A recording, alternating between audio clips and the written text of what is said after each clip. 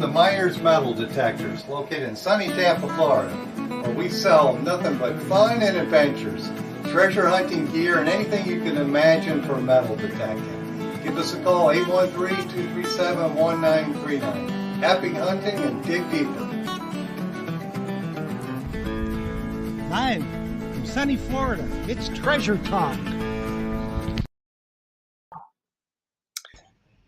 Welcome, folks. Welcome. I should say happy Juneteenth. Yeah. Holiday today. And yes, it is. Yes, for sure.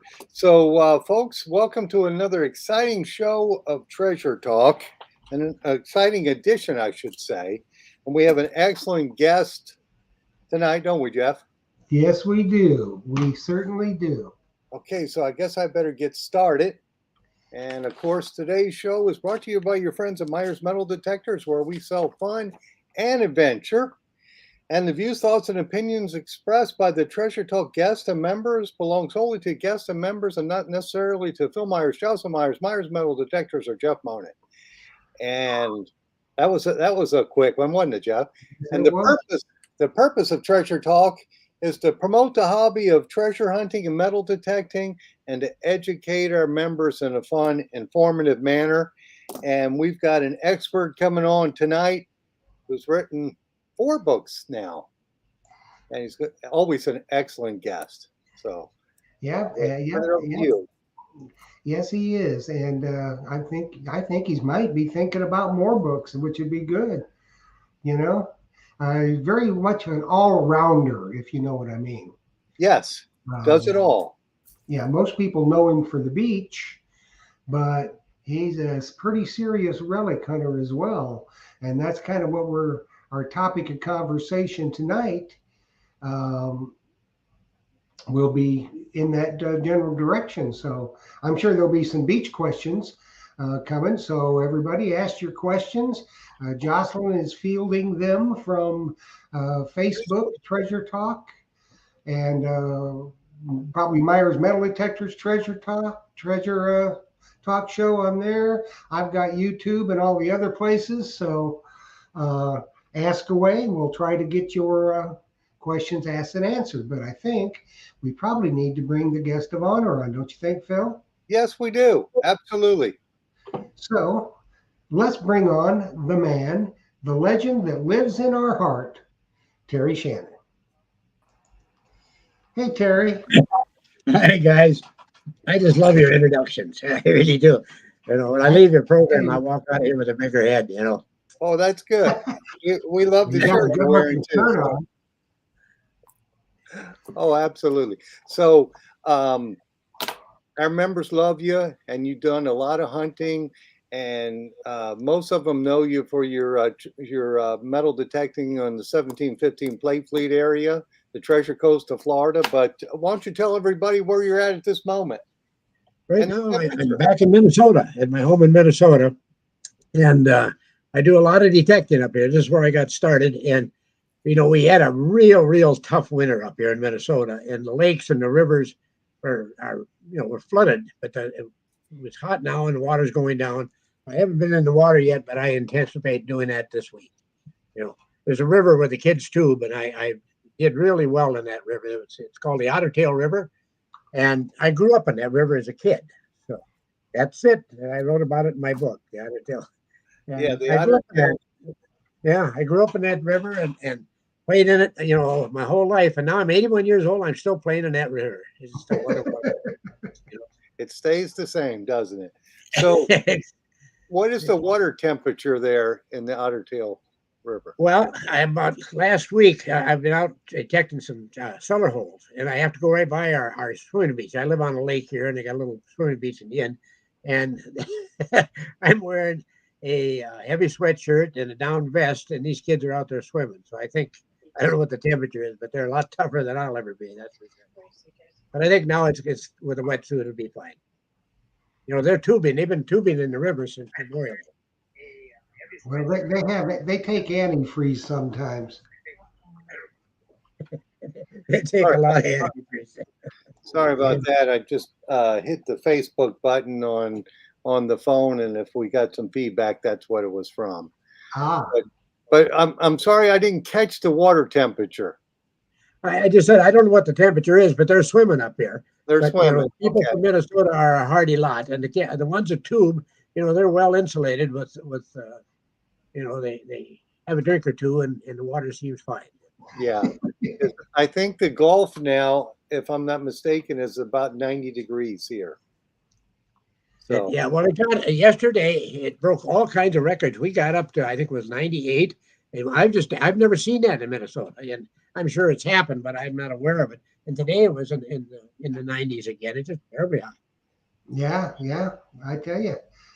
yeah, and I don't know if you guys can hear, but I'm having a major uh, rainstorm event here tonight. So if I get knocked off the internet, that's why.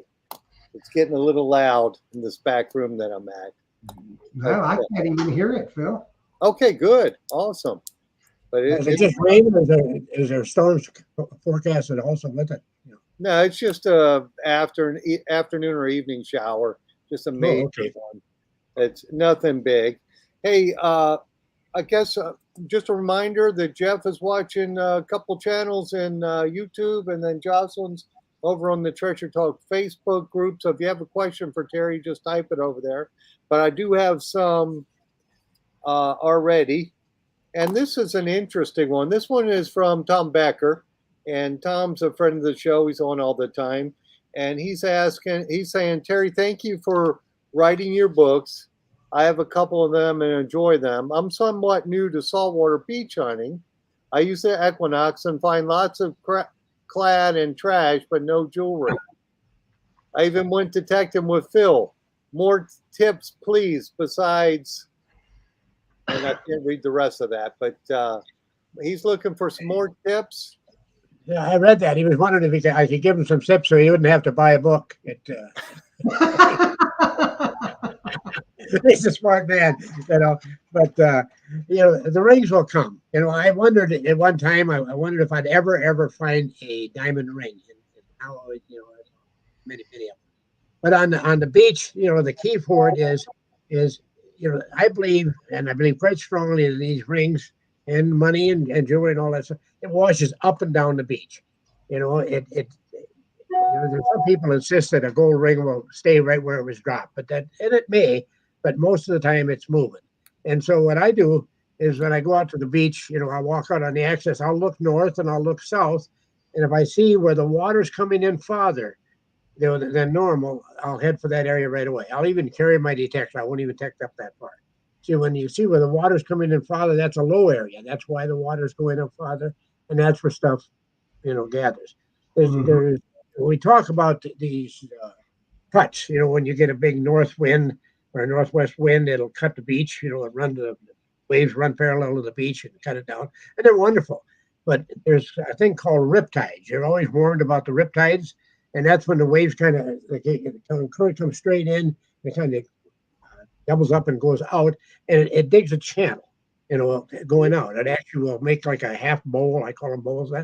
And when you see those, that's where you're going to get the rings. I mean, I've had 5, 6, one time 11 rings in one bowl. Yeah, so you're looking for those low bowls and low spots on the beach where the heavy targets will accumulate. Yeah, every day people ask me, where I'm going. It's a different spot. If it opens up, I'll go there. A lot of times I'll find a spot that may say open for 2, 3 days, but it's a low spot. Just look for the low spots. And if you get into a low spot and you start digging and you bring up that orange sand, don't leave. Even if you're not finding something, just keep staying there, because that's where the old stuff is. That's where you can be really pleasantly surprised. Yeah, and I would also say just to keep on doing it. So many times people aren't successful for a short period of time, and then something happens. I've had people buy a detector and use it all the time for a year or two and not find much, and then all of a sudden something happens, and they're just like on it every week from then on. Mm-hmm. So yep. They're holding them out. Yeah, the first one is the very toughest. I hear what you're saying. That's the way it works. It really does.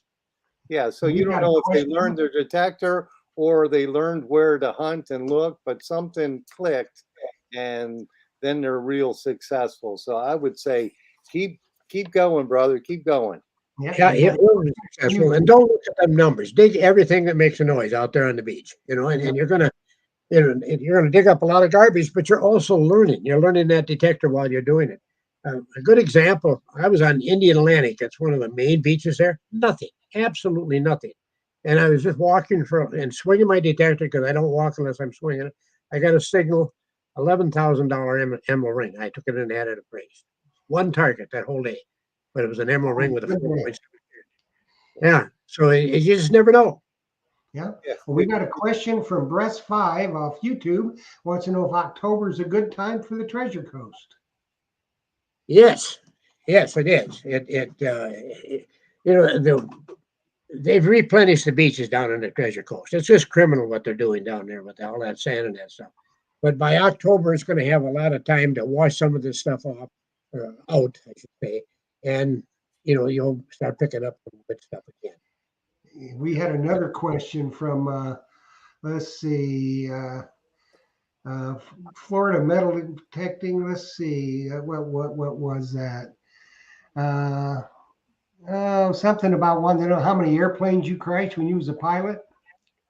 I got a message, email from a fellow that I know. His son is a teacher, and one of their classmates says they wanted to do a story on a guy that survived a plane crash, and they wanted me to talk about it. I the only guy I have a friend that's a colonel in the Air Force. He's retired now, and he said I'm the only guy that's ever crashed airplanes back to back, 2 flights and 2 crashes.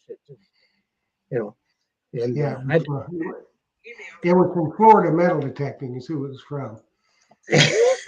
Well, and the very first one, when I landed, the float, as I was coming, you come, you're going real fast here. And then as you slow down, it kind of comes off that step, and one of the floats snapped off. And the wing went in and it cartwheeled. And, it started, well, it sank. And that was it. And then the very next flight, I bought another airplane. I had to replace it. And I took it up for the test ride, and the oil line broke. And it was hitting the manifold, and it just filled the airplane with just smoke and covered with oil. And it was really funny because I ended up shutting the plane off. I landed the plane, I got the plane back to the lake, and a speedboat come by. I'm out treading water trying to keep the boat away from the trees, or the plane away from the trees. And he pulled me over to where my car was, and I'm only 10 miles away. So I hop in my car, go home, and I walk in, and I'm dripping wet.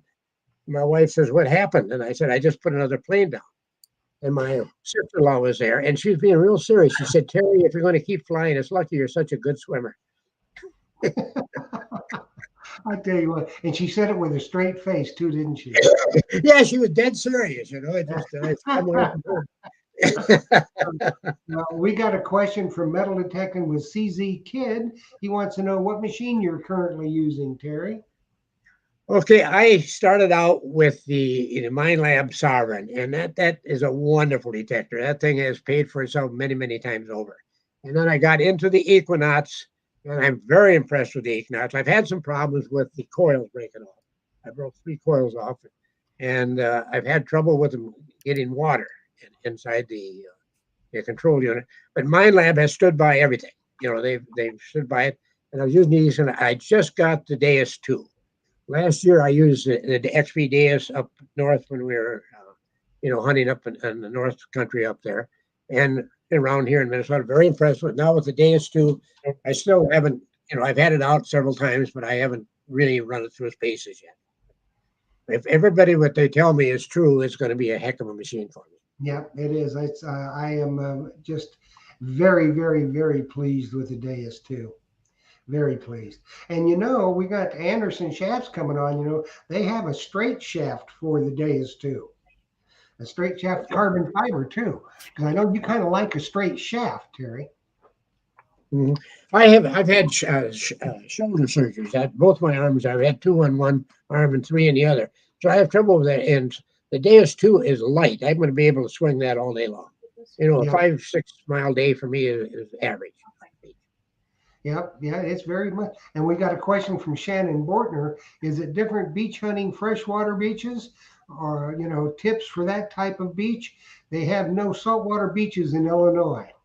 We have none in Minnesota either. And yeah, the deal is just to go in where the swimmers are, watch where the swimmers are, and do a little research. There's a lot of old swimming holes out there, and also don't forget the rivers where the kids tube and stuff like that. At water hunting, I've done really well. When I started detecting the otter tail, I think I was one of the first ones in there. The first 4 years, I don't think I had a year that I didn't get at least 80 to 100 rings out of there, and a lot of good ones. And right now I've got a new hookah unit, and I think this is going to open up a lot of territory. I'll be able to go out past where, you can wade up to your neck, but you get any deeper in your neck and you're in trouble. And so, just get out a little deeper. Yeah, and you're bobbing too when you're out neck deep, trying to get the target with your scoop, and you bounce. Yeah. You don't have enough weight to push the shovel in. So the hookah is a good idea. Absolutely. And we've got them in stock now, the Blue Nemo we stock that are good for 10 feet deep and pretty. Do you have life preservers? Do you have the life preserver where you can pull a? No, I don't have that. But that is a good idea for someone to wear one of those that you can pull the tube and be. You talked about earlier about my flying career. I don't know why my swimming career would be much different. So I got to get one of those for sure. For sure. My wife used to work at Dynamic Homes, and if she's going to work, they often would say, "Well, what's Terry healing from today?"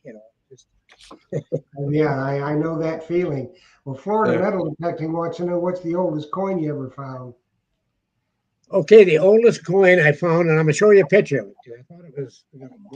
This is, I believe, is probably the oldest coin ever found on the treasure coast. It's a Carlos and Ioana 2 real, and it would date 15. If it had a date on it, it would be between 1544 and 1548. If you look on it, it has an M on there for the Mexico Mint. Oh, I dropped it here, and it has a G on it for the assayer, and that assayer. And Terry, did you found that over on the Treasure Coast then, right? I found that on the Treasure Coast, and I found another one at the same time, and it had the same type of incrustation on it. And I took it to Steve Hodges, and he cleaned it up. He's had it for a couple of years. And do we think that was just probably in the pocket of one of the sailors on the ship? No, I think this here is a 4 Carlos. It's half the size of it's so worn down. It's half the size of the other one, but it's from the same time period. Mm-hmm. And at that same spot, I got a gold pendant that I took it in. And when the natives were trading with the Indians, the Indians finally wised up and they started watering down their gold. So most of these pendants you have are normally low carat, and mine is almost solid gold, 22 carat or above. And so that dates back to the 1500s. And I also got this ring there. I got that there a couple of years ago. Indian blossom design. So I think I got a shipwreck there. I really do, I believe. Yeah, it looks really old. It does. Yeah, of all the stuff that I've dug, I've never hit anything with my scoop except this thing. And it was right on top of the reef, and I ended up hitting it and bending it. And I'm just sick about that. All right, you still retrieved it. Yes.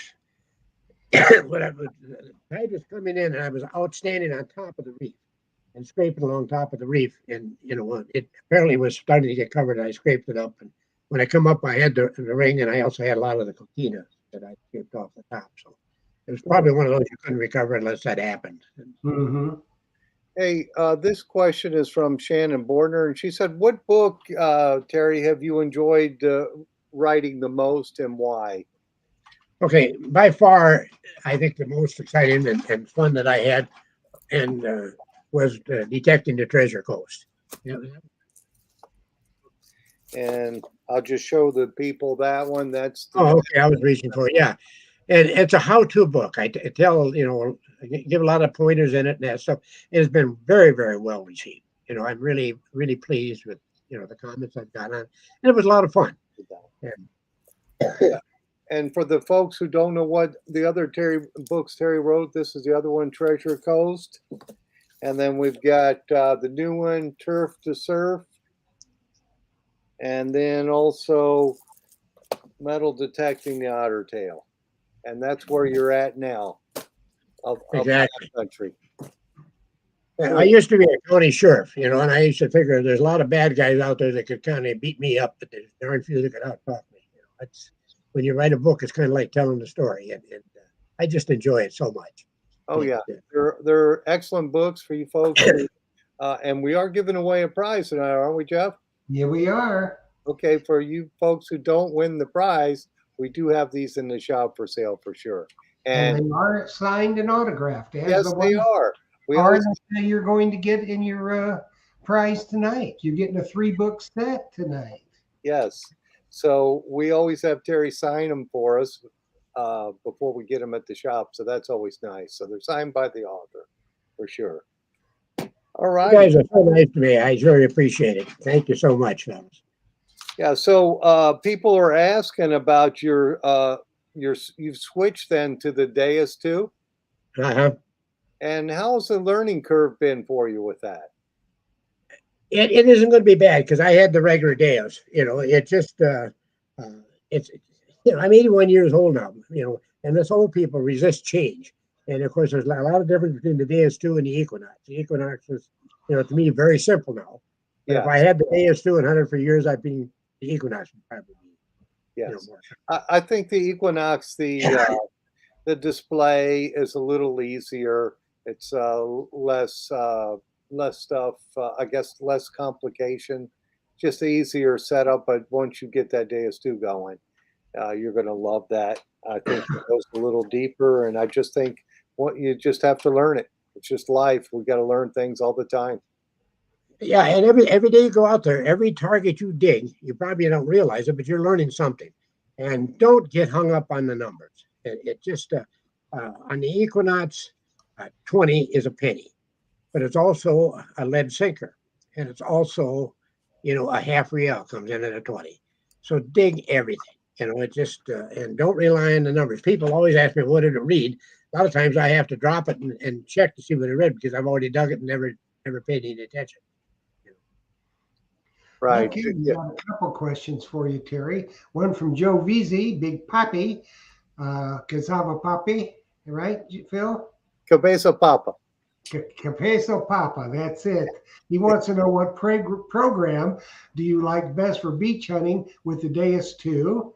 And then one from the Mumbles man, Tim Naylor, wants to know how long does it usually take you to write a book?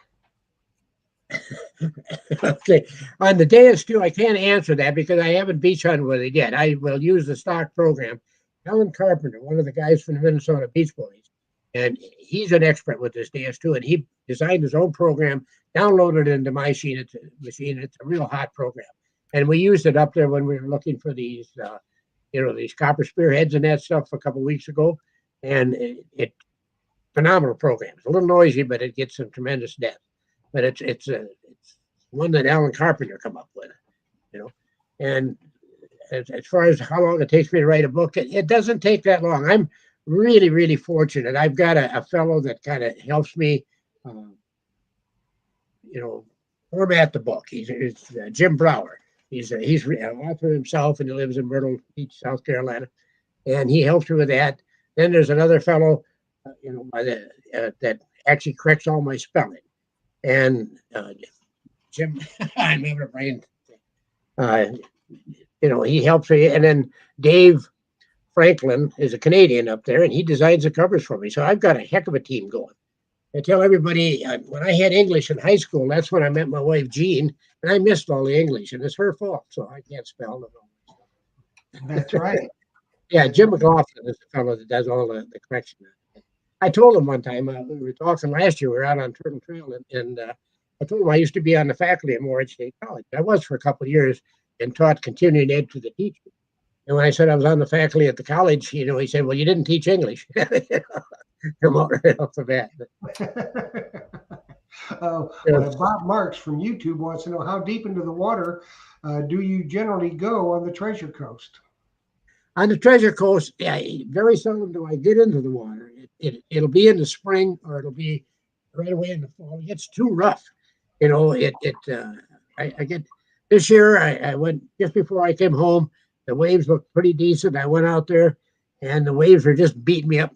pulling me off the target. So I figured if I go out a little deeper, then the waves will be breaking after they go past me. And I got hit by this rollway and rolled along the bottom again and had to send my detector in to get the water taken out of it. So I don't go out in the water on the Treasure Coast much because it's just too rough to get out. Yeah, that's the I bad won't thing. get into it when they have these when you get a trough built up and stuff like that. I'm in them all the time. Yeah. Yeah, that's why I like hunting on the Gulf, because a lot of times it'll just be flat calm, Uh-huh. and we're out neck deep. Yeah, Yeah. real light waves or no waves at all. It makes, and the water's warmer too, isn't it, Jeff?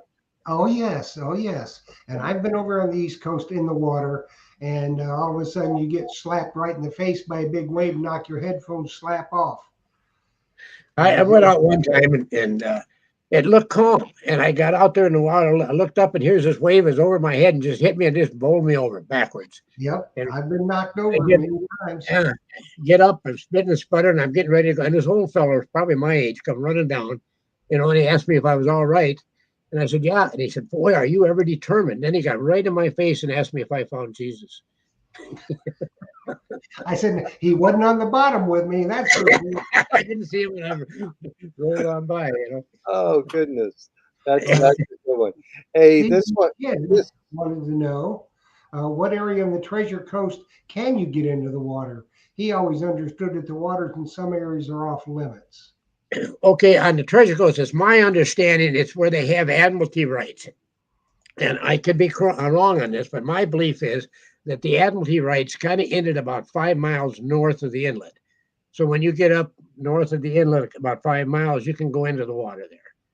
At least that's under my belief, but the trouble is there again, it's rough and being in the water isn't really an issue. This stuff, out of all the Spanish coins that, I found, I am, almost all of them have been up high.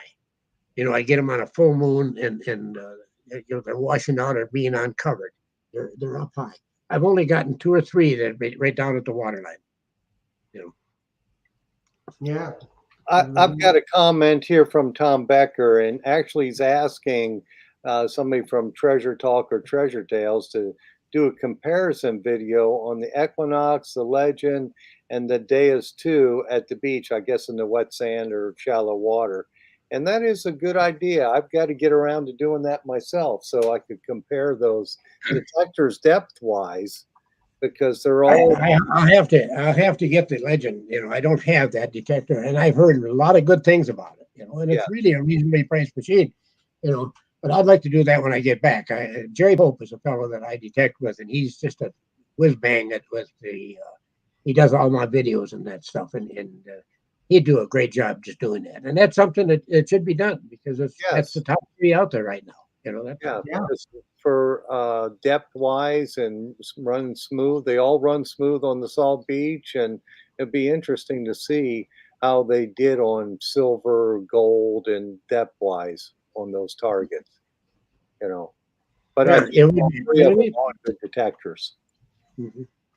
Say, can I kind of get off topic a little bit and say something that I go right ahead. I want to forget about. But this year, I ended up teaching a class in a big church down in Florida down there. And one of the gals, several of the people that took this class started metal detecting. I think about 6 or 7 actually got metal detectors and started detecting. And there's this one gal, her name was Marty Joe. And anyway, she just found her first gold ring, and it was a wedding ring. And the date of the wedding, it had both people's initials in it, but the date of the wedding was 2/14/1913. And she has done a lot of research, got help from a guy by the name of Ben Daniel, from the Lost and Found. And they were able to locate the grandson, and she's going to, UPS the ring back to them. And I just like to give her a shout out to, this is really a great thing. Her first ring, and she's returning it. And this is, I just compliment you, Mary Jo. Yeah, that's a good deal. That's an awesome story, and I'm sure Karma's going to find her way, and she's going to find a lot more newer stuff that doesn't have a name in it. for You know, sure. I believe that. I believe that to be true. When you do something good, you know, the Lord pays you back. It may be just the company, the good feeling that you get for doing it, but it's. I believe that. I believe it real quite strongly. Oh, I do too. I do too. We got a question from Metal Detecting the Six with Prospector Steve from YouTube, and he wants to know: are all the beaches public along the Treasure Coast, such as Hawaii, like Hawaii, where the beaches in general are all public? Not all of them are. Most of them are. If you go from Melbourne Beach south, the first beach that is open is Spencer Holland North, and then there's a Spencer Holland South. Then you get down to Coconut Point, and then Canova Beach, not Canova, but Ponce de Leon, and all the way down. These are all free beaches, but Melbourne Beach, Indian Atlantic, Coconut Beach up there, you got to pay for the parking, you know. But the Treasure Coast and the free ones are the place to go. You know, most of my stuff that I found, the good stuff, I found when nobody else is around. You know, it's between the beaches. This stuff moves up and down the beach. Mm-hmm. Yep. Yeah, just because you're not there right at the public beach where all the free parking and stuff is, it'll move down the beach, because how many times has somebody said, "Oh, I just lost my ring. Can you look for it?" And they'll tell you right where they were, and it's way, it can be 150 yards from there in an Yeah, hour. yeah. We had it. My friend of mine was fishing right when we first moved down to the Treasure Coast. We had a fifth wheel camper, and we were parked right on the beach, right by the beach access. And he lost his ring right out in front. When he was fishing, he washed his hands off, and the ring was gone. And I found it 300 yards down the beach the next day. You know, and he knew right exactly where he lost it. Yep. So that water moves it. It moves it good, just like sunglasses. They say, "Well, I was right here." Well, good luck finding them right there. They're not going to be there. Yeah, Yeah, exactly. that wave action's going to move it up and down the beach. And if you look at the beach during a major storm, you know that stuff is being turned up and moved around and moved up and down the beach. The power of nature is going to move it for sure. Boy, that They're putting the sand on the beach, you know, which I think is criminal what they're doing. I think it's just stupid. It's just dumb, you know. And but anyway, the sand washes out, covers the first reef, it killed the reef. See, so these idiots, you know, and I, you know, I'll go on record. I think that's what they are. But anyway, they decided to make an artificial reef out of a desk-size cement blocks, and they were washing it. You know, when you get a huge cement block and that washes into shore, I mean, it's going to take a ring. yeah, it's gonna, the ring is nothing compared to that. That kind of stuff. So you're now doing a lot of land detecting through the summer, because you're back in Minnesota. What's some of the stuff your areas that you're hunting up there now, Terry? Okay, right by where I live now, within a couple of miles, there's a whole bunch of old cellar holes where these pioneers, you know, it's a hole in the ground where a house once stood, you know, and these are the well before electricity, and they're all horse and oxen and that stuff. And I found a lot of interesting stuff there. But in the last book I wrote, I talk about the copper culture. And what happened is they were finding copper up there, copper spear points and that stuff that are 2 to 5,000 years old, you know, before Christ. And what happened, there was when they had the Bronze Age over in Europe, they didn't have enough copper. You know, bronze is made with copper and tin. And they mined this copper off Island Royal. And there was a band of Indians called, I think that's a magic twanger, just, I don't know, heard a big noise there. But anyway, there's a band of Indians that there were seagoers, the Menomans or Menomi, or I can't pronounce it.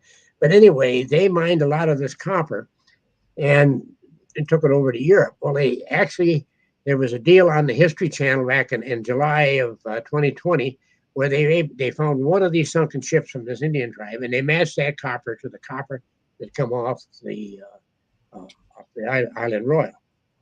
Well, it's not too far over to Minnesota, and we're finding some of these spear points and that stuff up north there. And one of the fellows, Alan Carpenter, his son Matthew, found a coin. It's called a shekel, and it's worth a pile of copper. You know, there's copper up there. It's so pure they don't have to refine it; they can just pound it into shape. And he found the shekel, and the shekel, if it had a date on it, would be 154 BC to 54 AD, and it was with the So they believe that the Romans and the Vikings were coming over, and trading for copper with the natives and that stuff. And this coin, had a hole in it. It's pictures of it in my new book and that stuff. But the copper was a real big thing up there. And I went up. My goal is to find one of those copper spearheads. And I went up with Alan a couple of weeks ago. I got up 4:30 in the morning, and I got my first copper spearhead. And this would be, BC. This could be up to 5,000 years old. And I got another one here that's called this is a bird. It's on the back and then the arrowhead on the bird point. And so that's exciting. I just talked to Al. I think I'm going to be up there Thursday or Friday again. Looking for it. But it's back in the woods. You got to go in the woods, and the bugs up here in Minnesota are just terrible. Yeah, so it's not in the river, it's in the woods then? No water hunting for those? No, it's in the lakes, it's in the rivers, and it's in the woods. So when you're in the woods, you look for a hill, and if you go up in the hill, chances are there's nothing going to be there. But if you do find where there's a campsite, you're going to do really well. And Alan found this campsite, and he's taken quite a few spearheads and that stuff off. I went up that one day, and I got about 6, 7 pieces of copper, and then the one spearhead and the one bird point. And he went back after I left, and he got a couple of beautiful spear points. But I was with him last year. We were up at a lake, and he went out, and his very first target was a copper spear point. And then this year he was in the river fishing, and then he did a little detecting, and walked up, never found a thing, got to the boat and found one right by his boat in the river. So they can be anywhere. Mm-hmm. Now the copper, that's going to read a high number on your equinox or on your dais then. If it's almost like a solid silver coin. If you got the equinox, it's just kind of chatters, or it's very distinctive. You know what it is. And these copper stuff, there's no mistaking it. Absolutely no mistaking it. Yeah. It rings. Yeah. Now, what is the oldest coin you've dug in that area? U.S. coin. Okay, well, I haven't found it. I got last year. I got a silver ring at an old trading post. The trading post is underwater. I got a silver ring there, and I got what's called a jingle, and that's a brass ornament that the native women used to wear on their dresses during their powwows and dancing at it. It's an ornamented thing. But I don't think I've got any real old coins up there. Down here I've done well. I've got seated and a lot of Indian heads. I got some patties out at these trading posts. So, but you said you had a jingle? A jingle. It's I have it right someplace. It's just a wrapped around. It's like a little bell, a long bell, and the natives sewed them on their dress, and they'd have hundreds of them on their dress, and as they danced, they'd make this jingle. Okay, I guess it's like a tinkler. A tinkler. Yeah. Called that before. Okay. Yeah, I know what you're talking about there. But no other modern or U.S. coins then? Well, on the beaches, yes. So I've got buffalo heads and India buffalo head nickels and a few Indian head pennies and stuff like that. But I'm looking for something older, so we really haven't spent a lot of time. And other than that, we're looking for rings. Now, when the coins come out of your rivers, how they come out? Are they all corroded? They come out as they're not corroded; they're black. Even a gold ring, an 18-karat gold ring, will be just solid black. You can't tell it's gold. And it must be something in the river because it'll wash right off. And take a little baking soda and it comes right off. But they're really covered. It's hard to even tell what they are. But it's just in the river. Yeah, because I've dug some coins, even silver coins down here, and I guess, and also in the springs, and the one spring, the Sulphur Springs, I dug silver out of there, but the coins were like paper thin. The sulfur must have ate the silver away. So it doesn't get up there.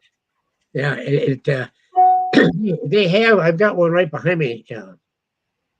They call a lot of coins get so corroded. They call it a biscuit, and it's all encased. And actually, the silver's gone. There's no silver left. It's just got eaten up, and you'll end up with just a biscuit. And I've got some of those.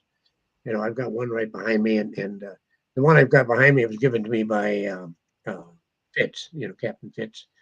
And well, you guys were there that when we were. Yeah, we were. There was there was rum involved that night. Woo-hoo-hoo. Oh, goodness. I told him that in the old days that the people revered the elders. They came to him for advice and wisdom. And I just didn't understand why nobody was coming to me for that stuff. I got the look, the old captain. Oh, that's funny. Too funny. Well, have you ever found a counterfeit coin, Terry? Some friends of ours out in Oregon, Pacific Northwest dirt fishing, they found a quarter that it was from 1935. It was the date on it, but it was corroded. So they figured it was a faker. And they did a little research and found out there were some fake quarters out there during that time. Have you ever found anything like that? I've got one, and I actually didn't find it. It was given to me by a friend, but it's a 8 real.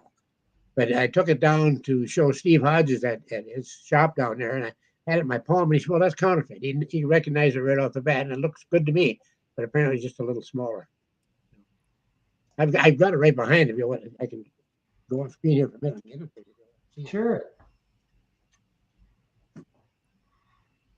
You saw that picture on the Facebook page, didn't you, Phil? That Fugazi quarter they found? Yes, I saw that, and it looked like the silver, it just didn't look right.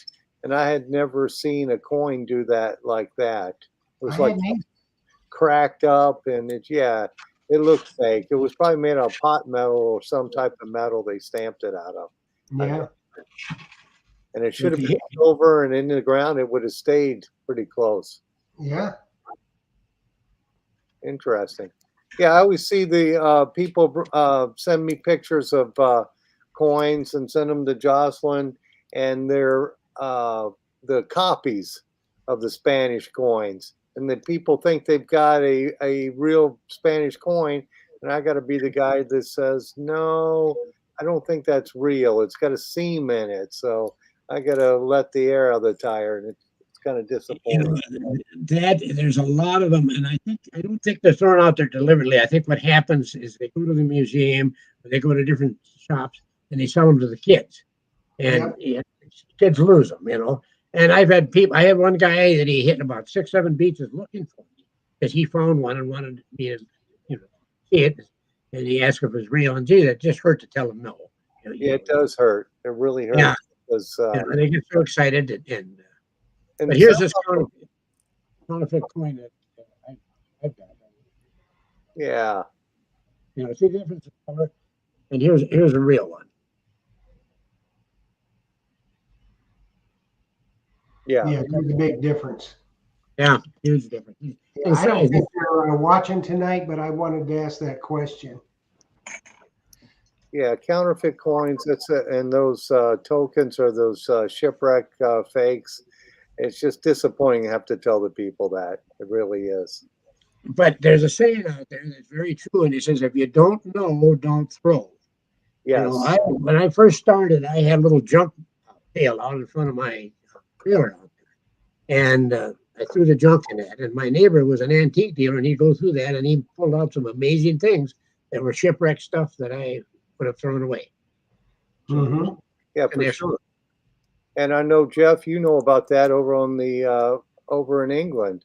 You don't throw anything. You don't throw anything out. You just look at it first. Nope. And we did let them look at it, and then if they said no, that you can throw that away, you just go over and pitch it in the hedgerow because that's where they want you to throw it.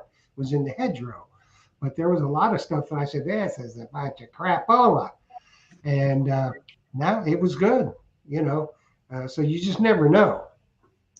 Yeah, it's better to be safe than sorry. Because when I got started in this a long, long time ago, I threw away a piece that was a part of a hat plume, And after that, after learning that, I never threw anything out till I knew it was trash. Yeah, I just because learned you the just hard way never know. for sure. You never know. Well, I Your guess wife's notoriously asks some really foolish questions, you know.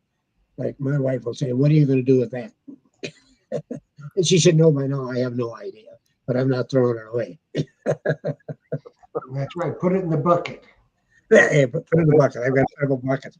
I have a trading post up here. It's called the Red River Valley Trading Post, a Red River Ox Cart Trading Post, and these are French guys that married Indians, and they call them Matisse, and they went from Winnipeg down to Fargo, and from Fargo, North Dakota, down to St. Paul, which is called Pig's Eye. And in about 1840 or something like that, the Indians went on a warpath because these Matisse, these Red River Ox carts are hauling buffalo hides. They're killing all the buffalo. And they had to make a new route so they come up through our area here. And the farmer that owned the land on that trading post was way back, I think, in 2002, invited me out there. And I've had exclusive to that place for all this time. And some of the stuff I found there is just unreal. They've done a couple TV series on it up here and all that. This year, I went out there. I was out there about a week ago, my wife and I, and everything that I found, I returned it to the farm. You know, that's a century farm, and it's grandparents moved in there in 1890, and their grandson was my friend. He's passed now, but his grandsons are now taking over the farm, and you know that should stay with the farm. They're going to actually take and build a display and take it around to the schools and stuff like that.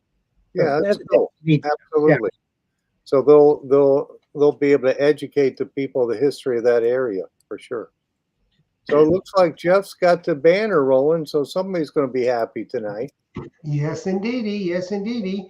Everybody knows it's time for our giveaway, and we are giving away, courtesy of Terry Shannon, a 3-book set of his books, 2 from Hunting the Treasure Coast, and a brand new book, Surf and Turf, for your reading pleasure.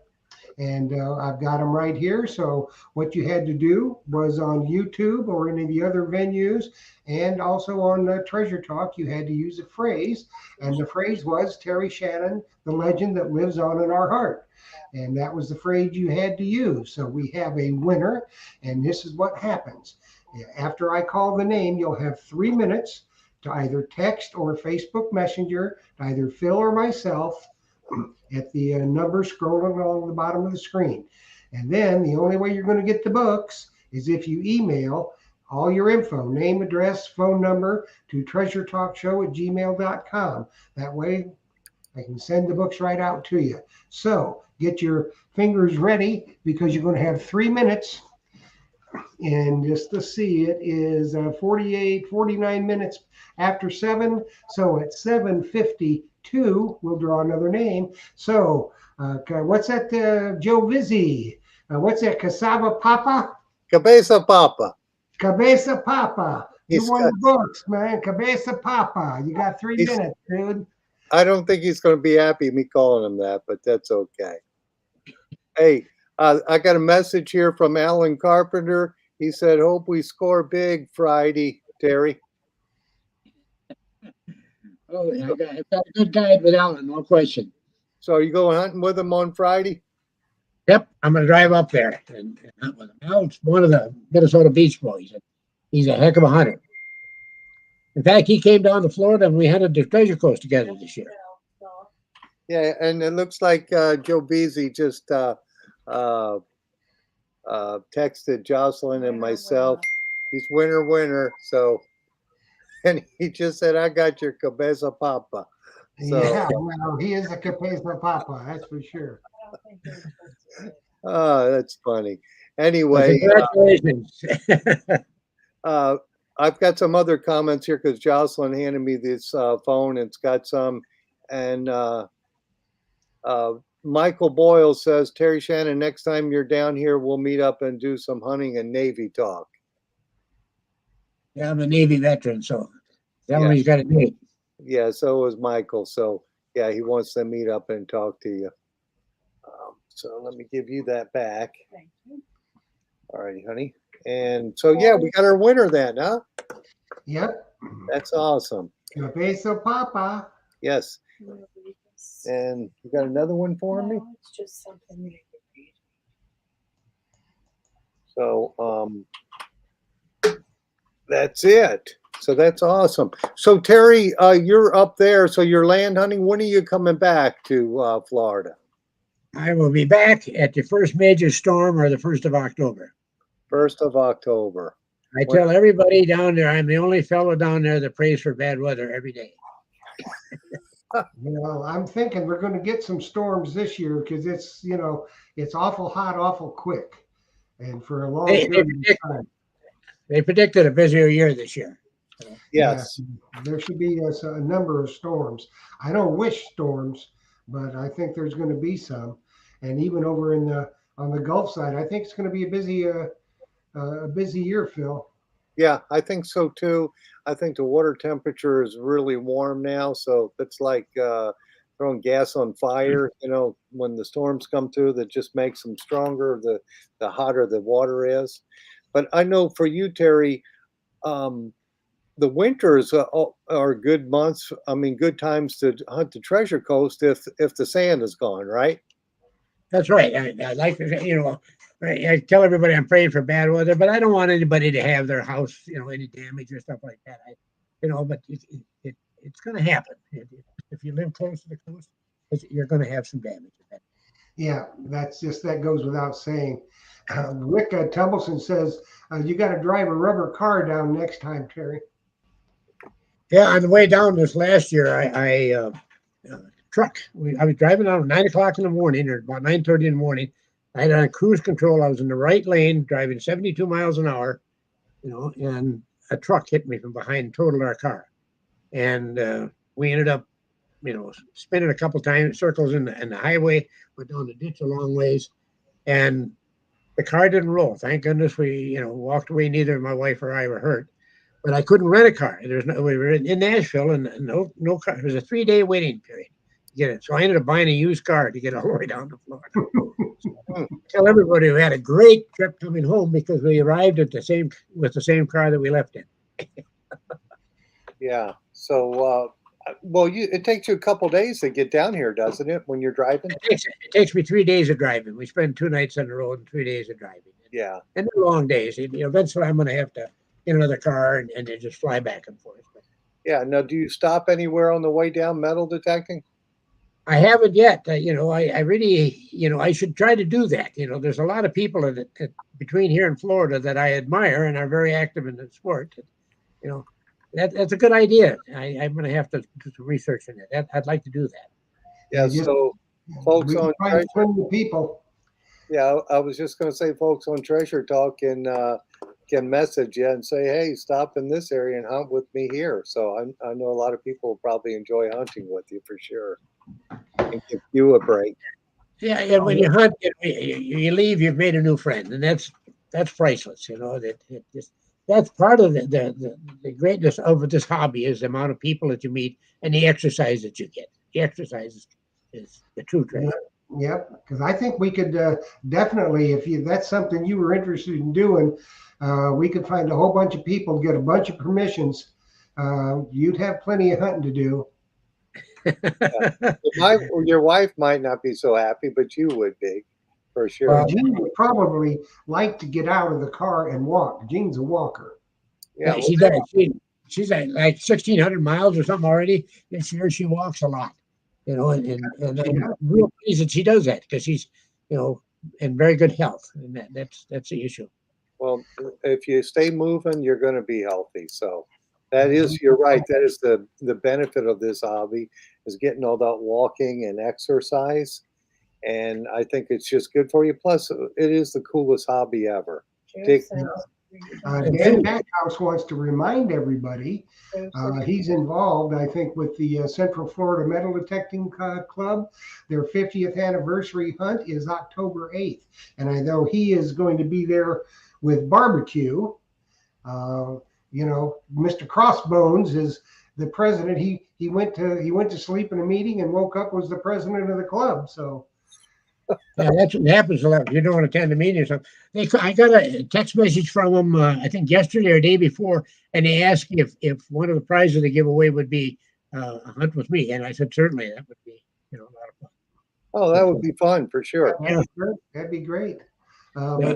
But like he told us, he says he was at a meeting, fell asleep, woke up, and he was the president. So He was the president. That's the way they do it.